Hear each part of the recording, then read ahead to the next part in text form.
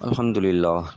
للہ رب العالمین والصلاة والسلام علی الانبیاء والمرسلین اعوذ باللہ من الشیطان الرجیم بسم اللہ الرحمن الرحیم رب اشرح لی صدری ویسر لی امری واحلل عقدۃ من لسانی یفقہوا قولی واجعل لی وزیرا من اہلی۔ محترم سامعین، السلام علیکم ورحمۃ اللہ وبرکاتہ۔ الحمدللہ، قرآن پاک کا مطالعہ ہمارا جاری ہے۔ سورہ بقرہ کی آیت نمبر 213 تک ہم پڑھ چکے ہیں۔ آج انشاءاللہ آیت نمبر 214، 215 اور 216 پڑھیں گے۔ اعوذ باللہ من الشیطان الرجیم بسم اللہ الرحمن الرحیم۔ ام حسبتم ان تدخلوا الجنۃ، کیا تم نے گمان کر لیا ہے، خیال کر لیا ہے کہ تم جنت میں داخل ہو جاؤ گے؟ پہلے جملہ اللہ تعالیٰ کا جو ہے وہ ہلا دینے والا ہے کہ انسان جنت کی امید لگائے بیٹھا ہے بڑے مزے سے کہ ہم تو بس نبی کی امت میں پیدا ہو گئے ہیں، تو گویا کہ جنت ہماری میراث بن گئی ہے۔ لیکن یہ اللہ تعالیٰ نے پہلی بات کیسے سوالیہ انداز میں کی ہے کہ کیا تم نے یہ گمان کر لیا، اپنی طرف سے بڑا خیال پکا کر کے بیٹھ گئے ہو، پختہ کر کے بیٹھ گئے ہو، تم جنت میں داخل ہو جاؤ گے؟ وَلَمَّا يَأْتِكُمْ مَثَلُ الَّذِينَ خَلَوْا مِن قَبْلِكُمْ، کہ ابھی تک تمہارے پر وہ وقت آیا ہی نہیں، اس کی مثال گزری نہیں ہے، تم سے پہلوں پر گزر چکی ہے۔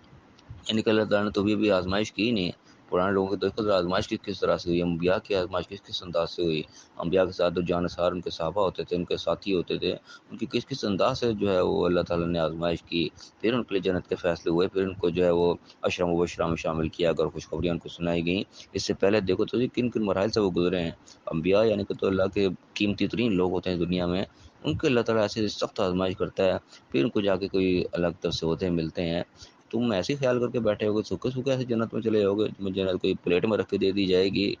کیا ہوا ان کے ساتھ؟ اللہ نے بتایا کہ مستہم الباساء والضراء،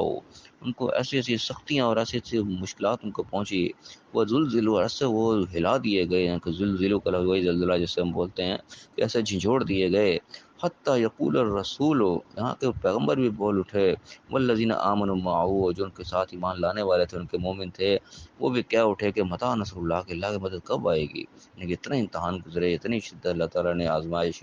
گزاری کہ وہ کیا اٹھے، ایک دفعہ ان کی کہتے ہیں انسان کی چیخیں نکل گئیں کہ اللہ کی مدد آخر کب آئے گی؟ اللہ نے حوصلہ دیا، الا ان نصر اللہ قریب، کہ یاد رکھو کہ اللہ کی مدد بہت قریب ہے۔ یعنی کہ امتحان ہوگا، لیکن امتحان کے بعد مدد بھی ضرور آئے گی۔ اللہ تعالیٰ نے اس کو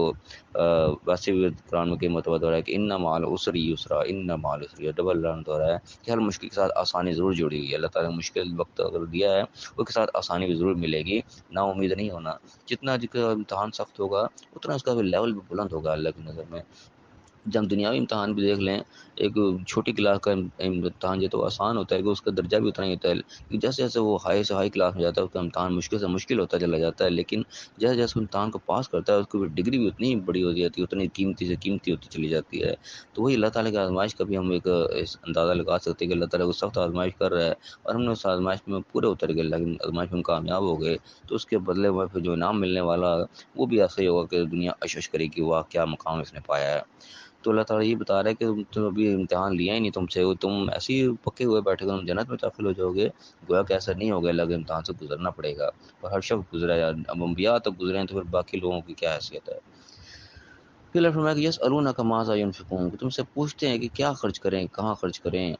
کل کہہ دو ان سے کہ ما انفقتم من خیر، جو بھی تم بھلائی، جو بھی اچھی چیز اللہ کے دیا ہوا مال جو ہے تم خرچ کرو گے، اللہ نے جگہ بتا دی کہ تم نے خرچ کرنا کیا ہے، یعنی کہ فضول خرچی نہیں کرنی، حرام راستہ نہیں اڑانا۔ سب سے پہلے جو اللہ تعالیٰ نے بات بتائی خرچ کن پہ کرنا ہے، وللوالدین، سب سے پہلے حق والدین کا، یعنی کہ والدین جو ہے وہ کسی ایسی نعمت سے محروم نہ ہو کہ آپ وہ اس نعمت کو استعمال کر رہے ہو، والدین اس سے محروم ہے، والدین کی کچھ ضروریات جو ہیں وہ ان کو بیسک پوری نہیں ہو رہی ہیں، آپ اپنی ضروریات پوری کر کے بیٹھے ہو لیکن وہ نہیں ان کو ملی۔ جو بھی یعنی کہ خرچ کرنے کا سب سے پہلا جو ہے وہ والدین ہے، کیونکہ سب سے پہلے دیکھو باہر تم جس کو دینے جا رہے ہو وہ چیز تم نے والدین کو بھی دے رکھی ہے کہ نہیں؟ والدین کی کوئی ایسی ضرورت، کوئی ان کی حاجت ایسی ہے تو نہیں جو تمہارے اختیار میں ہے، تم بھی اس کو پورا نہیں کر رہے۔ دوسروں کے تم باہر تم بڑا سخی بنے پھر لوگوں کو بڑے فیاض ہوئے جی، لوگ کہہ رہے ہیں ہاں جی واہ بڑا خرچ کرنے والا ہے، اور والدین کا حق تم پورا نہیں کر رہے۔ سب سے پہلا جو حق ہے والدین کا ہے، سب سے پہلے توجہ یہاں دینے کہ میرے والدین کو تو کسی چیز کی ضرورت نہیں ہے۔ اس کے بعد کہا کہ وہ اقربین، پھر قریب دار، قرابت دار جو رشتہ دار ہیں اپنے قریب دار میں کوئی بھی آ سکتے ہیں، رشتہ دار بھی آ گئے اور کوئی محلے دار بھی آ گئے، ہمسائے بھی آ گئے، جو بھی تمہارے قریب رہتے ہیں، چاہے وہ رشتوں کے حوالے سے قریب ہیں یا رہائش کے حوالے سے قریب ہیں، جو آپ کے یار دوست ملنے والے جن سے روز کی ملاقات ہے،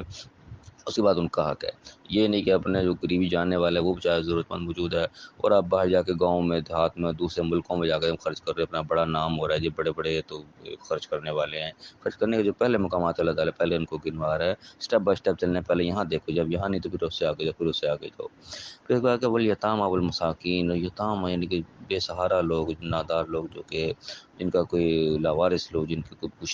پوچھنے والا نہیں ہے، ان کا پھر خیال کرنا ہے، تم نے خیال کر، جن کا کوئی خیال کرنے والا نہیں ہے تو ان کو ڈھونڈے کہ کون کون ہے وہ لوگ، ان کی مدد کرو. والمساکین، اور پھر ایسے مسکین لوگ جو بیچارے کام کرنے والے بھی ہیں، سارا کچھ کر بھی رہے ہیں لیکن ان کا پوری نہیں پڑ رہی، ان کے ضرورت مند ہے، حاجت مند ہے، لپٹ کے مانگتے بھی نہیں ہیں، ان لوگوں کا خیال کرنا ہے. پھر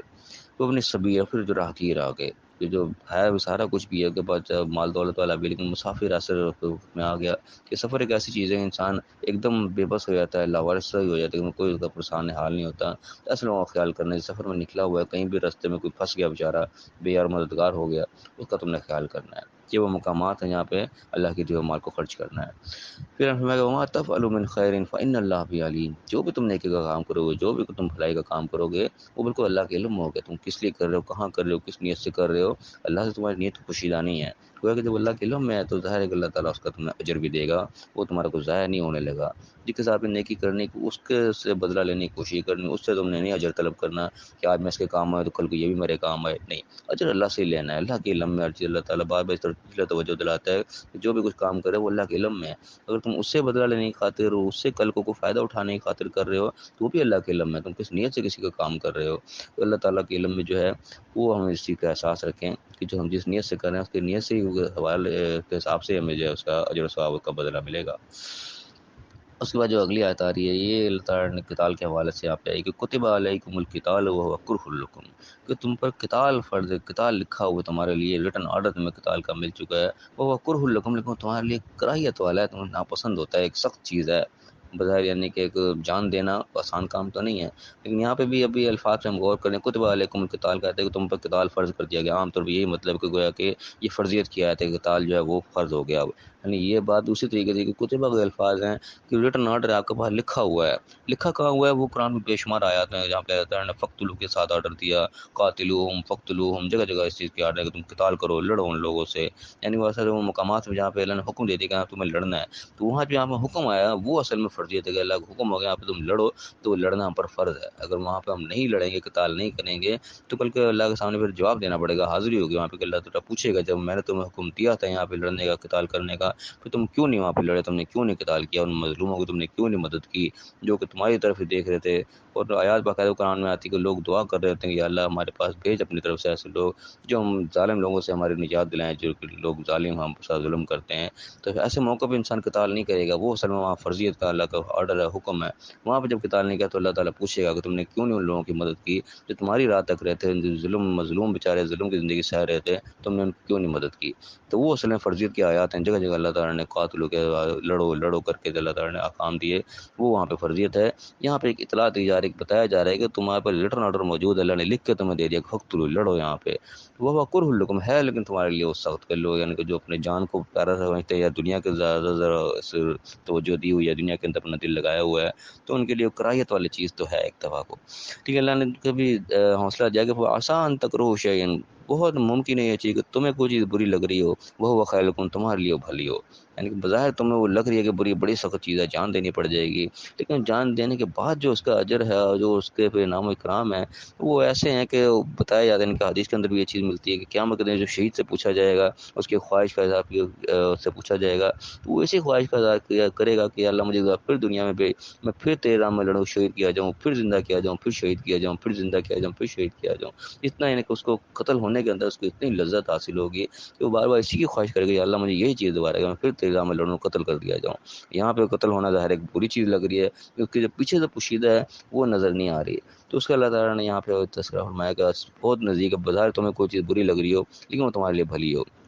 اور دنیائی معاملات میں اکثر یہ چیز دیکھنے میں آتی ہے کہ بظاہر انسانوں کو چیز بری لگ رہی ہے، جب وہ کام گزر جاتا ہے اس کے بعد میں جو اس کے اثرات نظر آتے ہیں اسے کہتے ہیں یار واقعی اتنا اچھا ہوا، میں اس سے بھاگ رہا تھا، کتنا اچھا ہو گیا، یہ کام ہو گیا. تو یہ بھی اسی قسم کی ایک بات ہے کہ اللہ کہہ رہا ہے کہ بہت ممکن ہے کہ تم کسی کو برا سمجھے کہ وہ اچھا ہو، اور کبھی دوسری سائے بتائے کہ وہ آسان تحب شعین، بہت ممکن یہ ہے کہ تمہیں کوئی چیز بڑی اچھی لگ رہی ہے وہ شرور لگ رہی ہے، لیکن وہ تمہارے لیے بری ہو، یعنی دنیا میں تمہارے لیے بہت اچھی لگ رہی ہے، بجائے کہ ہم دنیا میں رہ رہے ہیں جی رہے ہیں، تو یہ دنیا ہو سکتا ہے آخرت کو برباد کرنے کا باعث بن جائے گا، دنیا میں آخر مزید ملنے والی زندگی جو ہے وہ انسان کو سرکشی کی طرف ڈال دے گا، یہاں سے غلطی کروا دے جس سے انسان کی آخرت خراب ہو جائے، تو وہ جو چیز اچھی لگ رہی تھی وہی بری ہو جائے گی۔ اس کے علاوہ دنیا میں کئی چیزیں ایسی ہوتی ہے کہ انسان بڑا اس کا محبوب سمجھتا ہے، کوئی انسان بندے کو بڑا پسند آئے گا، انسان بہت اچھا ہے، کہ اس کے جو آگے جو سائڈ افیکٹ نکلتے ہیں وہ بہت ہی برے ہوتے ہیں۔ کئی چیزیں ایسی کہ بظاہر انسان محبت کر رہا ہوتا ہے، اس سے انسان کو اچھی لگ رہی ہے کہ جی مجھے مل جائے، کسی طریقے سے بھی مل جائے،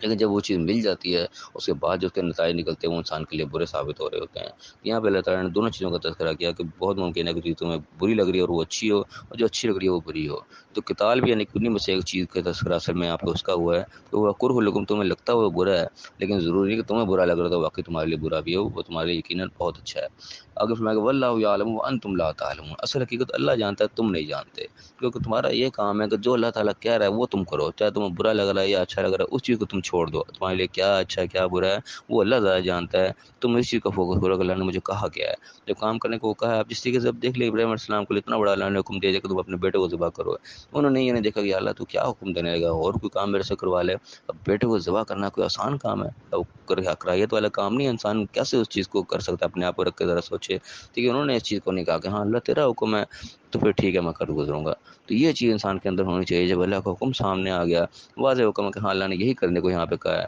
تو بس پھر اپنے عقل سمجھ میں اس کو وہاں پہ مطلب ایک سائڈ پہ کر دے، وہاں یہ نہ دیکھے میرے لیے اچھا ہے یا برا ہے، اچھا برا اللہ تعالیٰ بہتر جانتا ہے، ہمارا کام ہے جو اللہ نے کہا ہے اس کے سامنے ہم سر تسلیم خم کر دیں، تبھی ہم مسلم ہیں، جو اللہ نے آرڈر دیا اس کو ہم کر گزریں، نتیجہ ہم اللہ پر چھوڑیں، وہ یقیناً ہمارے لیے بہتر ہی ہوگا۔ اللہ تعالیٰ ہمیں صحیح سمجھنے صحیح عمل کرنے کی توفیق عطا فرمائے اور دنیا آخرت دونوں جگہ کامیاب فرمائے، آمین۔ وآخر دعوانا ان الحمد للہ رب العالمین۔